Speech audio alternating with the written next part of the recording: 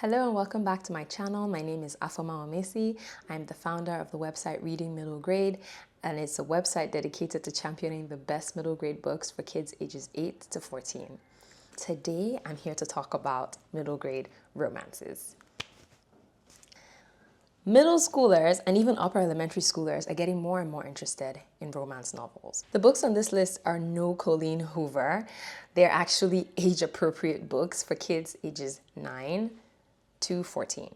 Just before we get into it, I would like to make it clear that romance books for middle schoolers have very little of what we as adults think of as romance. So it's really just a lot of crushing, a chaste kiss on the cheek at the end, or sometimes a chaste kiss on the lips at the end of the story.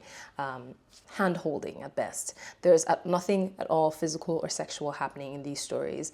It's just a lot of sweet, as you know, elementary, middle school crushing between two kids. So it's perfectly appropriate for kids of this age. And I think it's way better to be handing them books like these than adult romances. I'm sharing with you today 5 of my favorite middle grade romances. 4 of them are full-on rom-coms, and 1 of them is realistic fiction with a romantic subplot. On my blog, you'll find 30 plus of these recommendations split into 2 categories: the full-on rom-com category and another category where romance is a minor subplot of the story. Let's get started. I'm kicking things off with Crushing It by Joanne Levy. This book has recently been reissued in December of 2024. The publisher made a new cover for the book, which I think is fantastic. I'm going to put both the old and the new covers here so that you can actually see the difference between both of them. I think the new one is like much fresher and more attuned for our times and the contemporary audience. But the story is timeless as ever. This story is about 2 tweens, Kat and Olivia, and a boy in between, Tyler. So Kat and Tyler have been best friends for ages, and Olivia is Kat's best cousin, so cousins who are also best friends. But now it's been, that summer when everybody seems to grow up and everybody looks older and gets a little more attractive. Tyler has kind of done that, and Kat is noticing him for the first time. But at the same time, everybody else is noticing Tyler, of course. So Olivia tells Kat to help her ask Tyler to the dance. It turns out that Olivia and Tyler have nothing in common. Actually, Olivia thinks Tyler's interests are pretty boring, even though Kat and Tyler share those interests. And so there's a Cyrano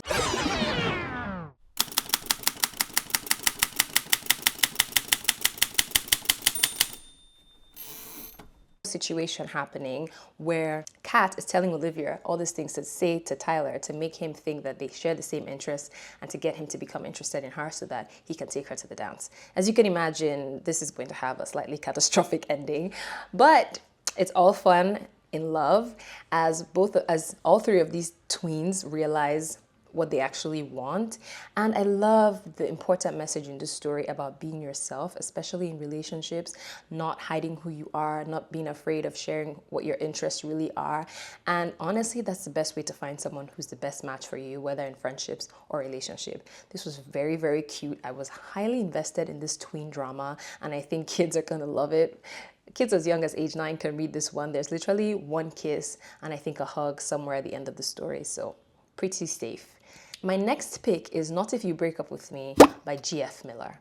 This is a romantic comedy, very heavy on the comedy. It's about 2 teens. They're actually teens. They're at the end of middle school. Andrew and Eve. They've also been best friends forever. The same things happened where they're kind of realizing that they're sort of attractive now.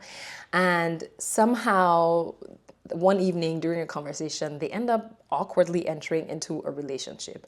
But immediately after they get to school the next day, they realize they've made a mistake because their friends are teasing them, their parents are on their case about this new relationship, and they decide that this relationship is kind of affecting our friendship, so we kind of need to break up. Except they don't tell each other that that's what they've decided. They tell their friends. and they start to get really bad advice on how to make the other person break up with them. So this ends up in a series of pranks, very uncomfortable, very awkward pranks that are obviously not going to help them in this situation, but it definitely makes for a lot of funny reading that eventually becomes very cute as both of them realize that they do value their friendship and they might want to keep their friendship even more than they want to be in a relationship, but we'll see how they figure that out. That is Not If You Break Up With Me by G.F. Miller. I adored this story. I read it last year and it was actually featured on my summer reading guide last year. It was absolutely delightful. It was funny, it was romantic, it was sweet, and I really loved the ending. Not everybody might enjoy the ending, but I really, really liked this one, and I'm excited for everything that this author writes, especially in the romance genre. Next up is Taco Tuesdays by Monica Mancillas. I hope I'm saying her last name correctly. I don't know, but yes. This is a new middle grade release. It was released just this month, January 2025. It's about two tweens. It's written from both their perspectives, Dulce and Julian. So Julian is reeling from his parents' separation. They've moved from New York to California and things are kind of rocky. He has left his friends behind and he's trying to find a new tribe of kids who like skateboarding like he does. Julian also really likes to cook. His parents are influencers and they make vlogs on the internet, especially food related content. So that's Julian. And now there's Dulce, whose family runs a restaurant, a Mexican restaurant. Dulce is not happy because her family is kind of veering away from their traditional meals that they used to make and going into more commercialized stuff like tacos to compete with the neighboring taco restaurant, taco franchise that's just moved in close to them. And so they're trying to really step up so that they don't lose all their customers entirely. But then Julian steps into the picture and Dulce and Julian have a very bad first meeting, very bad first impression. And so they kind of become enemies on sight. But then when Dulce's family decides to host like a cooking club for the summer to raise money for their restaurant, Julian is there and so is Dulce, and both of them kind of get into a cooking contest. So add food, enemies to lovers romance, friendships, skateboarding, family, and you have this big-hearted story that is very enjoyable and still has some substance to it with lots to think about, especially when it comes to family, marriage, relationships, and adjusting to changes. If your kids love to read about topics like this, they will enjoy Taco Tuesdays. And I loved this author's debut middle grade novel, Sing It Like Celia, which is very, very enjoyable. Perfect for fans of Front Desk by Kelly Young. And I think she did an excellent job with this one as well. I think the cover is also really good because a lot of romance novels have the girl on the cover, which can make it a little bit stereotypical, but I think this is a very neutral cover that will entice just about anybody to pick it. Next on my list is my fourth rom-com, which is a book I've talked about before on this channel. It's called Keeping Pace by Laurie Morrison. This story is about two overachieving rivals. I have a book trailer for this on my channel, so I'm gonna link it below if you want to check that out. It does a better job at going through the synopsis of this book, but I'll tell you still.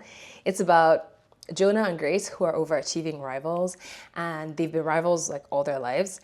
But now it's the summer after 8th grade, and Grace did not win the coveted top scholar spot that she was hoping to win. Jonah won it, and so she decides that she's going to compete to beat Jonah at a half marathon. Both of them kind of start training together, and then they revisit the friendship that they've had over time and how the friendship went sour, and they discover that there might be something more between both of them. I love the way this story talks about perfectionism over ambition, putting relationships over our ambition. And I also love the way it navigates grief in the case of Jonah, who is dealing with the death of his father.